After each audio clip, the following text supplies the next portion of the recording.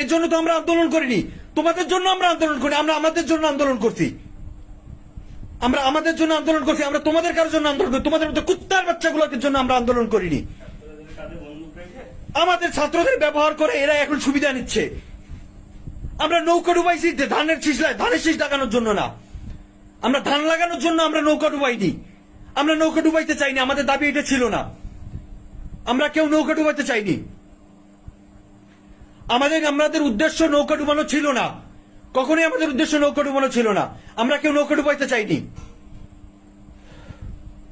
কি হচ্ছে দেশে এগুলা? কি হচ্ছে? কারা করতেছে এগুলা? দেশের সম্পদ সব নষ্ট করে ফেলতেছে, দেশের সম্পদ সম্পূর্ণ সব নষ্ট করে ফেলতেছে। এইগুলো তো আমরা চাইনি ভাই।